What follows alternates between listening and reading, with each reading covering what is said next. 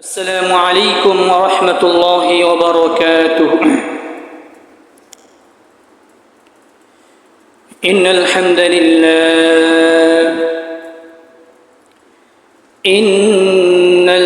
لله نحمده ونستعينه ونستغفره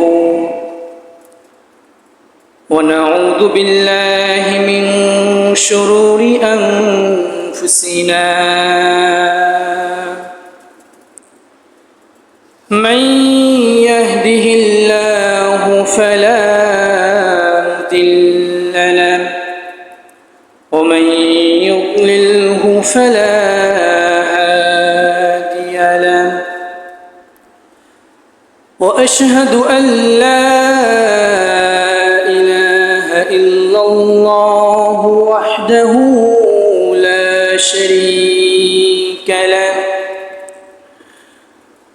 وأشهد أن محمدًا عبده ورسوله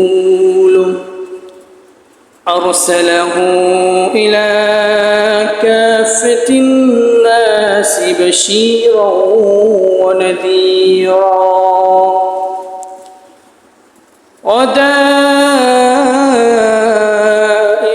إلى الله بإذنه وسراجا وقمرا منيرا. أما بعد فأعوذ بالله من الشيطان الرجيم. بسم الله الرحمن الرحيم.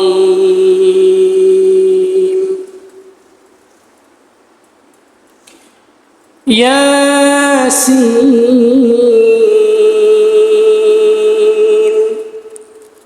والقرآن الحكيم.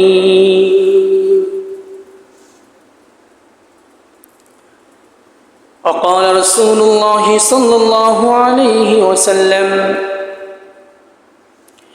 ما أوحي إلي أن أجمع المال وأكون من التاجرين ولكن أوحي إلي أن سبح بحمد ربك وكن من الساجدين واعبد ربك حتى يأتيك اليقين. محترم حاضرين, শুকরিয়া জ্ঞাপন করি সেই মহান আলী শানের দরবারে যে আল্লাহ বারাকাল্লাহু তাআলা জাল্লা জালালুহু আম্মান আমানুহু দয়া করে মায়া করে আমাদেরকে জুমার নামাজ আদায় করার জন্য মসজিদ পর্যন্ত আসার তৌফিক দান করেছেন। এই জন্য আমরা সকলে অন্তর থেকে শুকরিয়া জ্ঞাপন করছি। সকলে আওয়াজ দিয়ে পড়ি আলহামদুলিল্লাহ। তারপর দরুদুস সালাম বর্ষিত হোক আমাদের সকলের কলিজার টুকরা তাজদারে মদিনা আশরাফে আম্বিয়া হাবিবে কিবরিয়া জনাবে মুহাম্মদুর রাসূলুল্লাহ সাল্লাল্লাহু আলাইহি ওয়াসাল্লাম। সকলেই অন্তর থেকে দুরূদ শরীফ পড়ায়, সকলে বলি সাল্লাল্লাহু আলাইহি ওয়াসাল্লাম। প্রিয় উপস্থিতি, আল্লাহ তাআলা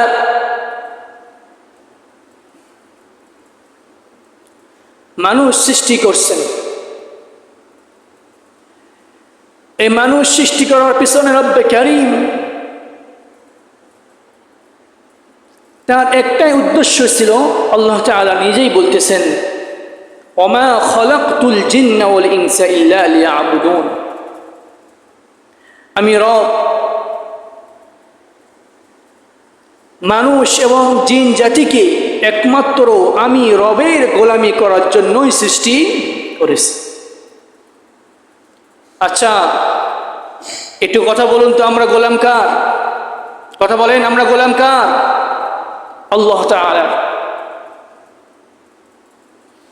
গোলাম হওয়া সত্ত্বেও আমরা যদি রবের নাফরমানি করি,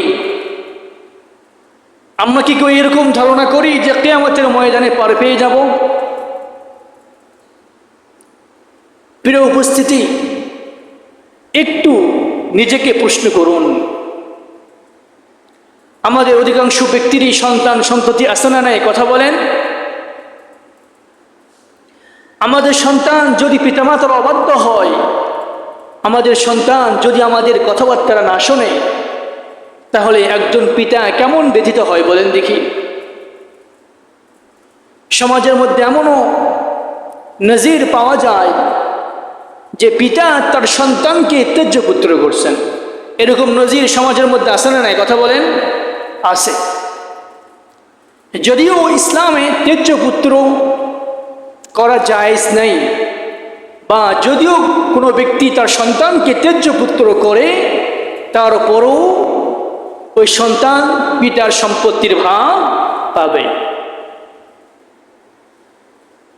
মানুষ সাধারণত তার সন্তানকে ত্যায্য পুত্র করে কি জন্য? যে আজ থেকে আমি তোর বাপ না, তুই আমার সন্তান এই পরিচয় দিতে পারবি না, এমনকি আমি মারা গেলে সন্তানের আমার জমির ভাগত সেই সন্তান পাবে না। দেখা যায় অনেক ফ্যামিলি যে আগে ভাগে জমি স্ত্রী দিয়ে দেয় অন্যান্য সন্তানদেরকে, যে সন্তানকে ত্যায্য পুত্র করছে তাকে সন্তান ও তাকে জমি জমা কিছুই দেয় না। কিয়ামতের ময়দানে আসামির কাঠগড়ায় দাঁড়াইতে হবে। ফতোয়ে শামী তাকমালা 5 নম্বর খণ্ডে 555 পৃষ্ঠার মধ্যে আছে, আল ইরসু জাবরিয়ুন লা ইয়াসকুতু বিল ইসকাত। যদি সমাজে কোনো ব্যক্তি তার সন্তানকে ত্যায্য পুত্র করে, ত্যায্য পুত্র করলেও সন্তান ত্যায্য পুত্র হবে না। ওই পিতা ইন্তেকাল করলে সন্তান তার সম্পত্তির মালিক হবে। যাই হোক, আমাদের সমাজে যখন পিতা সহ্য করতে না পারে, তার নিজ কলিজার টুকরা সন্তানকে পর্যন্ত ত্যায্য পুত্র করে। করে কি করে না? করে। কেন করে? পিতার কথা শোনে না এই জন্য, না অন্য কোনো উদ্দেশ্যে। অনেকেই দেখা যায় কোনো মেয়ে কোনো ছেলে প্রেম পীড়িত করে বিয়ে করছে, ভালোবেসে বিয়ে করছে, পিতা এই সন্তানকে বাড়িতে উঠতে দেয় না। এরকম নজির আছে না নাই? কথা বলেন, আছে না নাই? হুট করে আমাদের কোনো সন্তান যদি এমন একটা ফ্যামিলির মধ্যে গিয়ে বিয়ে করে পিতার অজান্তে, যে ফ্যামিলির সঙ্গে আমাদের মানে মিলে না, ফিট খায় না, সন্তান বাবা কি রাজি হয়? রাজি হয় না। দেখা যায় যে সন্তানকে বাড়িতে আশ্রয় পর্যন্ত দেয় না। কোথায় যাবি যা। প্রিয় উপস্থিতি, আমরা পিতা হয়ে সন্তানের সামান্য অবাধ্যতা আমরা সহ্য করতে পারি না, কিন্তু রব, যিনি আমাদের রব, আমাদের সন্তানদের রব, এই 7 আসমান, এই 7 জমিন, মা বাইনাস সামাওয়াতি ওয়াল আরদ, এই 7 আসমান 7 জমিনের মাঝে যা কিছু আছে সব কিছুর রব, আমাদের সৃষ্টিকর্তা, পালনকর্তা, রিজিক দাতা, সব কিছু। আমরা সেই রবের নাফরমানি করি। প্রত্যেকটা দিন আমরা কত সে রবের নাফরমানি করি। তাহলে কিয়ামতের ময়দানে আমরা যে আল্লাহ পাকের সামনে দাঁড়াইব, কোন চেহারায়, কোন মুখে আমরা রবের সামনে দাঁড়াইব, একটু আপনারা চিন্তা করে কথা বলেন। আল্লাহ তাআলা বলেন, কাইফা তাকফুরুনা বিল্লাহি ওয়া কুনতুম আমওয়াতা ফাআহইয়াকুম সুম্মা ইউমীতুকুম সুম্মা ইউহয়ীকুম সুম্মা ইলাইহি তুরজাউন। ও বান্দা, তুমি আমার গোলাম হওয়া সত্ত্বেও আমি রবের সঙ্গে কেমনে নাফরমানি করো। কাইফা তাকফুরুনা বিল্লাহ কুনতুম আমওয়াতা, বান্দা তোমরা তো মৃত ছিলে, আমি রব তোমাদেরকে মৃত থেকে জীবন দিলাম, জীবিত করলাম। এরকম মনে করো না 60-70 বছর হায়াত দিয়েছি, মন চাই জিন্দেগি যাপন করে কিয়ামতের ময়দানে পার পেয়ে যাবে, এমনটা মনে করো না। সুম্মা ইউমীতুকুম সুম্মা ইউহয়ীকুম সুম্মা ইলাইহি তুরজাউন। তোমাদেরকে আমি যে 60-70 বছর হায়াত দিলাম, বান্দা শোনো, এই হায়াতটারে তুমি কোন কাজে ব্যয় করলাম তার পুঙ্খানুপুঙ্খানু হিসাব নেওয়ার জন্য আমি রব তোমাদেরকে আবার মৃত্যু দিব। মৃত্যু দিয়ে ক্ষান্ত নয়, কিয়ামতের ময়দানে তোমাদেরকে আবার উঠাবো, আর এই 60-70 বছরের হায়াতের জিন্দেগির হিসাব আমি রব তোমাদের থেকে পুঙ্খানুপুঙ্খানু আদায় করব। দুনিয়াতে মন চায় জিন্দেগি যাপন করে, আখিরাতে কিয়ামতের ময়দানে পার পাওয়া যাবে। কথা বলেন, পার পাওয়া যাবে? পার পাওয়া যাবে না। আল্লাহ পাক কোন বান্দা যখন গুনাহের কাজ করে সঙ্গে সঙ্গে তারে পাকড়াও করেন না, এমনকি জমিন পর্যন্ত আল্লাহ পাকের কাছে ফরিয়াদ করে, আল্লাহ আমার পিঠে বিচরণ করতেছে এই বান্দা, তোমার নাফরমান বান্দা আমার পিঠে বিচরণ করতেছে, তোমার দেওয়া রিজিক ভক্ষণ করতেছে, তোমার দেওয়া চক্ষু দ্বারা তোমার অবাধ্য জিনিস দেখতেছে, তোমার দেওয়া মস্তিষ্ক দ্বারা তোমার বিরুদ্ধে ষড়যন্ত্র করতেছে।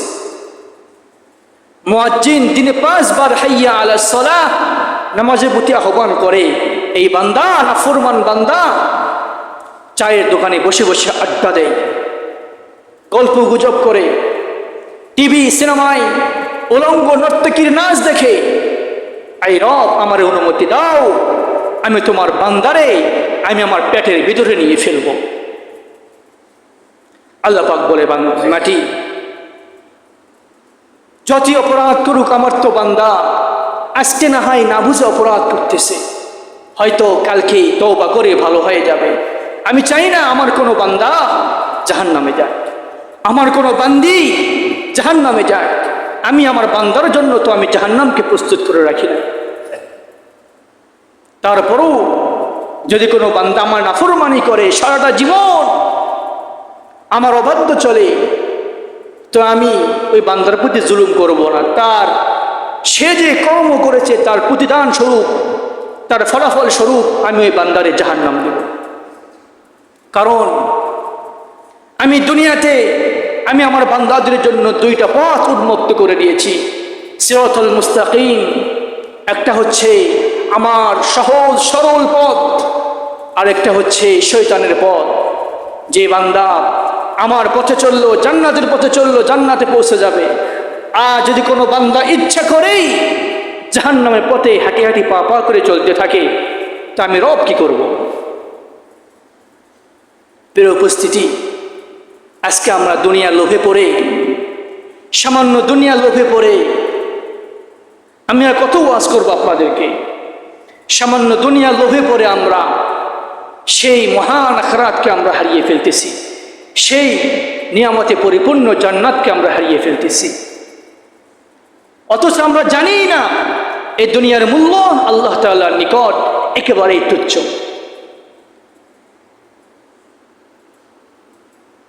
দুনিয়া শব্দটা দানগুণ শব্দ থেকে আসছে, যার শাব্দিক অর্থই হচ্ছে মূল্যহীন, ইতর, তুচ্ছ, হাকির, যার কোনো মূল্য আল্লাহ তাআলার কাছে নাই।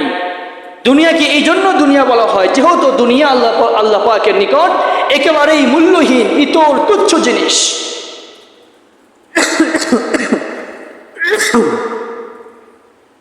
দেখুন, রাসূলুল্লাহ সাল্লাল্লাহু আলাইহি ওয়াসাল্লাম বলেছেন, আল্লাহ তাআলার নিকট এই দুনিয়া কতটুকু মূল্যবান। হাদিসের মধ্যে আছে, قال رسول الله صلى الله عليه وسلم لو كانت الدنيا تعدل عند الله جناح بعوضة। রাসূলুল্লাহ সাল্লাল্লাহু আলাইহি ওয়াসাল্লাম বলেন, যদি এই দুনিয়ার মূল্য আমি রব্বে কারীমের নিকট মশার পাখা পরিমাণ এতটুকু মূল্য থাকতো, মা সাকা কাফিরাম মিনহা শুবা, আমি রব কোন কাফের সম্প্রদায়কে 1 গিলাস পানিও পান করাতাম না। ও কাফের সম্প্রদায়, আমার দোয়া নিয়ামত ভক্ষণ করো আর আমার বিরুদ্ধে চরণ করো। আমার দেওয়া চক্ষু দ্বারা আমার অবাধ্য বস্তুর দিকে তাকাও। আমার দেওয়া কান দ্বারা আমার নিষিদ্ধ বস্তু তুমি শ্রবণ করো। আমার দেওয়া মস্তিষ্ক দ্বারা বান্দা তুমি আমার বিরুদ্ধে ষড়যন্ত্র করো। ও কাফের সম্প্রদায়, স্মরণ রাখিও, যদি দুনিয়ার মূল্য আমি রবের নিকট মশার পাখা পরিমাণ এতটুকুও থাকতো, বান্দা আমি তোমারে এক গিলাস পানিও পান করাতাম না। আমার দোয়া নিয়ামত ভক্ষণ করবা আর আমার বিরুদ্ধাচরণ করবা, এই দুঃসাহস আমাদেরকে কে দিল? আমরা এই দুঃসাহস কোথা থেকে পাই? আমরা কেউ প্রকাশ্যে চুরি করি? কথা বলেন, চুরি করি? কোন ভাবে চুরি করি না? চুরি করলে পুলিশে ধরবে, জেলখানায় যাওয়া লাগবে, কুটন খাওয়া লাগবে, ঠিক কিনা? আমরা কেউ প্রকাশ্যে জেনা করি? কারণ জেনা করলে ভয় আছে, দুনিয়ার ভয় আছে। জেনা করলে জেলখানা যাওয়া লাগবে, ফাঁসির কাছতেও ঝুলে লাগতে পারে।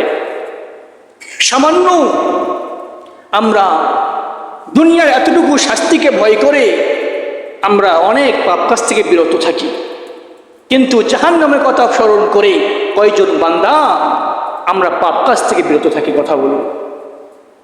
প্রিয় উপস্থিতি, আমরা রবের দেওয়া কত নিয়ামত ভক্ষণ করি প্রত্যেকটা দিন। আমরা এখানে অনেকেই আসি চাকরিজীবী, আসি না নাই? কথা বলেন, আসি। আমরা যাদের মাথা হাতে, আমরা যাদের আন্ডারে কাজ করি, বা আমরা যে প্রতিষ্ঠান, যে ফ্যাক্টরিতে আমরা চাকরি করি, আচ্ছা বলুন তো, সেই প্রতিষ্ঠান, সেই ফ্যাক্টরি, সেই ব্যক্তির নিয়মের কোনো উল্টা করি আমরা? কথা বলেন, উল্টা করি আমরা? উল্টা করি? উল্টা করি না। কেন করি না? যে আমাদের ভিতরে ভয় আছে, যদি আমি আমার প্রতিষ্ঠানের ব্যতিক্রম কোনো কাজ করি তাহলে চাকরিটা আমি হারাইতে পারি। যদি আমি আমার ফ্যাক্টরির কোনো নিয়মের আওতাধীন ব্যতিক্রম কোনো কাজ করি তাহলে ফ্যাক্টরি মালিক আমার চাকরিটাকে ক্যান্সেল করে দিতে পারেন। এই ভয়েতে ফ্যাক্টরি মালিক কর্তৃক যত বিধিবিধান আছে সবগুলোরে আমরা পুঙ্খানুপুঙ্খানু পালন করি চাকরি যাওয়ার ভয়েতে। আরে ভাই, ফ্যাক্টরি মালিক আপনারে কয় হাজার টাকা দেয়? সারা মাস গাধার মতো খেটে 30,000 50,000 টাকা দেয়, এত বেশি দেয় না। সামান্য 30-50,000 টাকার জন্য আমরা 5-10,000 টাকার জন্য আমরা ফ্যাক্টরি মালিকের অবাধ্য হই না। কিন্তু রব আমাদেরকে 50-30 নয়, এত নিয়ামতে ভরপুর করে রেখেছেন। আল্লাহ পাক নিজেই বলতেছেন, বান্দা আমি তোমার এত নিয়ামত দিয়েছি, যদি আমার নিয়ামতকে গণনা করা শুরু করো বান্দা গুণে কোনোদিন শেষ করতে পারবে না। আমার অসংখ্য নিয়ামত ভক্ষণ করে বান্দা আমার বিরুদ্ধে কেমনে চলো, আমার অবাধ্য কেমনে হও? আল্লাহ পাক আর কেমনে বুঝাইবেন আমাদেরকে বলেন? এই যে চক্ষুর নিয়ামত, কত বড় নিয়ামত, একটু কল্পনা করুন তো।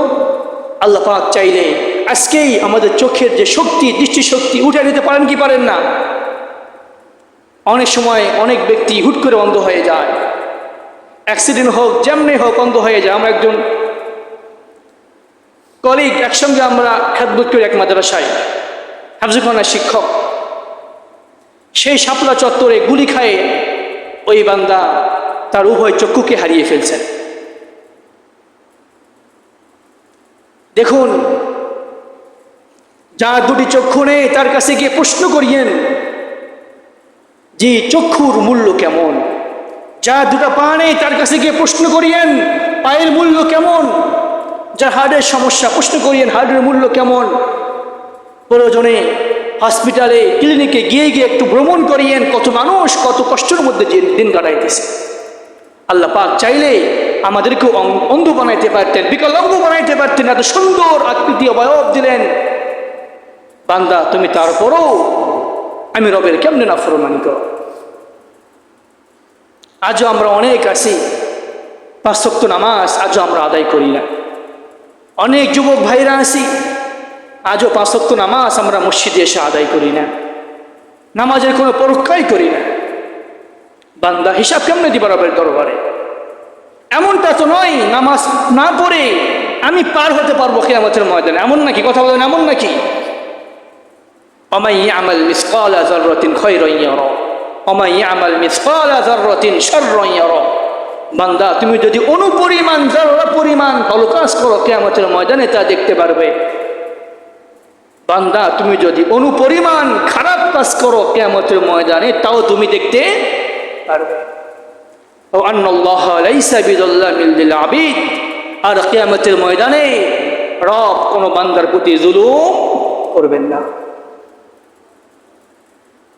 সামান্য এই দুনিয়ার পিছনে পড়ে আমরা সব কষ্ট করতেছি। আমি কয়েক জুমা থেকে একটা বিষয় আলোচনা করতেছিলাম। হুজুর সামনে আসেন, সামনে আসেন। আমি কয়েক জুমা থেকে একটা বিষয় নিয়ে আলোচনা করতেছিলাম, সেটি হচ্ছে কোরআনুল কারীম তেলাওয়াতের বিষয়টা নিয়ে। দেখুন, আমার কর্তব্য হচ্ছে আপনাদেরকে পৌঁছায় দেওয়া। আল্লাহ তাআলা বলতেছেন, ইন্নাকা লা তাহদি মান আহবাবতা, হে রাসূল আপনি যারে চান তারে হেদায়েত দিতে পারবেন না। হেদায়েতের চাবিকাঠি আল্লাহ পাকের হাতে। রাসূলুল্লাহ সাল্লাল্লাহু আলাইহি ওয়াসাল্লাম পর্যন্ত তার চাচাকে হেদায়েত দিতে পারছেন, হেদায়েত করতে পারছেন? পারেন নাই। কারণ হেদায়েতের চাবিকাঠি কার হাতে? আল্লাহ পাকের হাতে। ওমা আলাইকা ইল্লাল বালাগ, আমাদের কর্তব্য হচ্ছে শুধু পৌঁছায় দেওয়া। লাস্তা আলাইহিম বিমুসাইতির, হে রাসূল আমি আপনারে পুলিশ দারগা করে পাঠাই নাই যে আপনি মানুষকে পিটাই পিটাই হেদায়েত করবেন।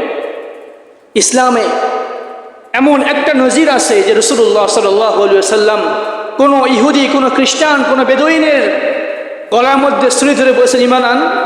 এমন ইতিহাস কি ইসলামে আছে? ইসলামে নেই। অতএব আল্লাহ পাক আমাদেরকে প্রত্যেককে আকলে মুমাইয়াজ দিয়েছেন। দুনিয়া জাগতিক জ্ঞান সবকিছু অর্জন করতে পারতেছি, বয়স হয়ে গেল 60-70 বছর পার হয়ে গেছে, আমরা এখনো পর্যন্ত আমরা নামাজটা পর্যন্ত পড়তে পারি নাই। প্রিয় উপস্থিতি, আমি এই কথা আপনাদেরকে হাজারো বার বলেছি। এখানে আমরা কয়জন ভাই আছি? একটু হাত উঠে বলেন দেখি, বুকে হাত দিয়ে বলেন দেখি যে আমরা তাশাহুদটা শুদ্ধ করে পড়তে পারবো। দু একজন মায়ের ছাত্র থাকতে পারে। আমরা যারা মুরব্বীরা আছি, আমরা যারা মাদ্রাসায় লেখাপড়া করি নাই, কয়জন মুরব্বী আমরা আছি যে আমরা তাশাহুদটা শুদ্ধ করে পড়তে পারবো? একটু হাত উঠে বলেন দেখি।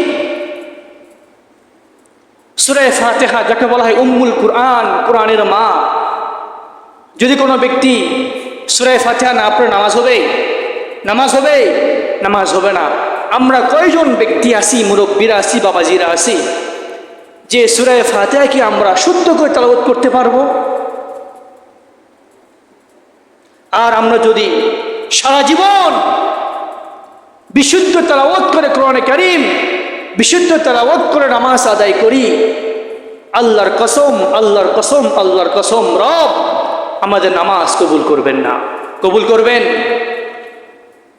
যদি আমরা সারাটা জীবন এক জন্মের পর থেকে মৃত্যু পর্যন্ত কোনোদিন একটা হজ পরিত্যাগ করি নাই, প্রত্যেক বছর আমরা হজ করতে যাই, উমরা করতে যাই, বয়স 60 বছর উমরা করছে 100, এরকম আছে না? নাই? আছে। সারা জীবন উমরা করলাম, সব কিছু করলাম, কিন্তু আমার নামাজ শুদ্ধ করে পড়তে পারলাম না। আচ্ছা বলুন দেখি আপনারা, কিয়ামতের ময়দানে রব্বে কারীম জান্নাত দিবেন? জান্নাত পাওয়া যাবে? জান্নাত পাওয়া সম্ভব নয়। এই জন্য প্রিয় উপস্থিতি, সুযোগ সব সময় আসে না। এই যে একজন হুজুর আপনাদের কাছে আমি বারবার আমি ওকে নিয়ে আসতেছি, হুজুরকে আমার দায়িত্ব হচ্ছে চেষ্টা করা। আমি তো আপনাদেরকে লাঠি পিটায় ঘরে ঘরে গিয়ে তা বলতে পারবো না। আমার কর্তব্য হচ্ছে আমি আপনাদেরকে বলবো। এখানে অনেকেই চিন্তা করতে পারেন কতগুলো টাকা দেওয়া লাগবে, সব বুঝি না, ভাঙলে চুরে বলে দেয় আমি। অনেকের টাকার ভয়তেও করতে পারে না। আজকে অসুস্থ হোক, হাজার হাজার টাকা বের হবে, চিন্তাও করবে না। কিন্তু আমাকে যে কোরআন শরীফ না পড়লে, না পড়তে পারলে নামাজ হচ্ছে না, আমার কিছুই হচ্ছে না, আমাকে জাহান্নামে যাওয়া লাগবে। জাহান্নামে আগুন থেকে বাঁচার জন্য 5 টাকা খরচ করতে রাজি নাই। যদি আপনার কোনো ডাক্তার বলে যে আপনার এমন সমস্যা, এই সমস্যা সমাধানের জন্য আপনাকে চীনে যাওয়া লাগবে, ভারতেও হবে না, ভারতে ভিসা বন্ধ, কোথায় যাওয়া লাগবে? চীনে। আচ্ছা, যাবেন না? কি বলেন, যাবেন না? হায়াতের প্রতি এত মায়া, সামান্য একটা রোগ থেকে বাঁচার জন্য ডাক্তার বলছে চীনে যাওয়া লাগবে, আমরা চীনে যাওয়ার জন্য প্রস্তুত। কিন্তু ওই রোগ তো সামান্য রোগ, দু একদিন পরে ভালো হয়ে যাবে। কিন্তু জাহান্নামের আগুন থেকে বাঁচার জন্য অন্তত মসজিদ পর্যন্ত আমরা আসতে পারবো না? আমরা বেশি নয়, আধা ঘন্টা সময় দিতে পারবো না? পারবো না আমরা আধা ঘন্টা আপনাদের সময় মতো? প্রিয় উপস্থিতি, দুনিয়া সব কিছুই হয়, কিন্তু মানুষ ইসলাম থেকে দূরে, আস্তে আস্তে দূরে সরে যাচ্ছে। যাই হোক, যে কথা বলতেছিলাম, অনেকেই মনে করতে পারেন যে অনেক টাকা পয়সা লাগবে। বলি, এখানে কোনো ব্যক্তির থেকে জোর করে টাকা আদায় করা হবে না। আপনি কতটুকু শিখতে পারলেন আপনি আপনার বিবেক অনুযায়ী, আমরা আমাদের কি অনুযায়ী, সামর্থ্য অনুযায়ী, বিবেক অনুযায়ী। একজন ব্যক্তি এমনও আছেন যে দিনমজুরি কাজ করে খায়, সে তো অনেক টাকা দিতে পারবে না। পারবে? এখানে কোনো জবরদস্তি নেই। হুজুর কাউকে বলবেন না ভাই আপনি এত টাকা দেন, এত টাকা দেন, এত টাকা দেন। যদি আপনি টাকা নাও দেন তাও হুজুর কিচ্ছু বলবে না। এখানে হুজুর আছে, যদি কোনো ব্যক্তি টাকা নাও দেয় হুজুর কিছুই বলবে না। অন্তত আমাদের আল্লাহ পাক বিবেক দিয়েছে, একটা আকল দিয়েছেন, আমরা আমাদের সামর্থ্য অনুযায়ী। এখন নামাজের আগেই, আচ্ছা আচ্ছা, আমরা আমাদের বিবেক অনুযায়ী, আমরা আমাদের সামর্থ্য অনুযায়ী যে যতটুকু পারবো, প্রত্যেক মাসে মাসেও না, কি বললাম, প্রত্যেক মাসে মাসেও দেয়া লাগবে এমনটা না। আমরা আমাদের বিবেক অনুযায়ী, সামর্থ্য অনুযায়ী যতটুকু পারবো ততটুকু দিব আমরা। তারপরেও অন্তত এই সুবর্ণ সুযোগকে আপনারা হাতছাড়া করিয়েন না, এই সুবর্ণ সুযোগকে আপনারা হাতছাড়া করিয়েন না ভাই। যদি আমরা হাজারো সেজদা দিয়ে কপাল কালো করে ফেলাই, আর যে অশুদ্ধ তেলাওয়াত থাকে আমাদের, রব্বে কারীম এক ওয়াক্ত নামাজ কবুল করবেন না। এই জন্য হুজুর আসছেন, হুজুর আজকে মাগরিবের সময় এখানে আসবেন না? হুজুর আজকে মাগরিবের সময় এখানে আসবেন। আমি আপনাদের ইমাম হয়ে আপনাদের হাতে পায়ে বলি, আমার একজন মুসল্লি ভাই যেন জাহান্নামে না যায়, আমার একজন যুবক ভাই যেন জাহান্নামে না যায়, একজন মুরব্বীও যেন জাহান্নামে না যায়। অন্তত নামাজ যারা পড়ি আমরা শুদ্ধ করে, অন্তত কিছুই শিখতে পারলাম না, অন্তত কয়েকটা সূরা, আমরা 4-5টা সূরা, কিছু দোয়া, মাসালা মাসাইল, নামাজের নিয়ম নীতি, এগুলো তো ভাই মসজিদে ওয়াজের মাধ্যমে সব কিছু বলা সম্ভব না। প্র্যাকটিসে হাতে কলমে ধরে শেখাই দিলে সবচাইতে ভালো হয়। আর আমি মাসালা আগেও বলেছি, যদি আমরা কোরআন শরীফ শুদ্ধ করে পড়তে পারি না, কিন্তু আমাদের চেষ্টা আছে, কি আছে? মাসালাটা মন দিয়ে শুনবেন। আমরা কোরআন শরীফ শুদ্ধ করে পড়তে পারি না, কিন্তু শুদ্ধ করার জন্য চেষ্টা করতেছি। আল্লাহ পাক আমাদেরকে দ্বিগুণ সব, দ্বিগুণ না আরো কয়েক গুণ সব বাড়াই দেবেন, সুবহানাল্লাহ। এবং আমরা যদি এই অবস্থা নামাজের মধ্যে ভুলও করি, আল্লাহ তাআলা আমাদের নামাজকে কবুল করবেন। কি জন্য? আমি চেষ্টায় আছি। কোথায় আছি? আমি চেষ্টায় আছি। পক্ষান্তরে আমার কেরাত অশুদ্ধ, কোরআন অশুদ্ধ, কিন্তু চেষ্টাও করতেছি না শুদ্ধ করার জন্য। যদি এমনি আমরা সারা জীবন নামাজ পড়ি, আল্লাহ তাআলা আমাদের নামাজ একটাও কবুল করবেন না। অন্তত হাতে জোরে, হাত পা ধরে বলি আপনাদেরকে, অন্তত আল্লাহর হস্তে, আল্লাহ পাকের মোহাব্বতে, কোরআনের মোহাব্বতে মুসলিম হিসাবে কোরআন পড়তে পারা দরকার, জানা দরকার। এই জন্য হলেও আপনারা মাগরিবের সমস্যা খুলে আসবেন, সময় দিবেন বেশিক্ষণ না। আল্লাহ পাক সকলকে কোরআনে কারীম শুদ্ধ করে পড়ার তৌফিক, আল্লাহুম্মা আমিন। ওয়া আখিরু দাওয়ানা আলহামদুলিল্লাহি রাব্বিল আলামিন।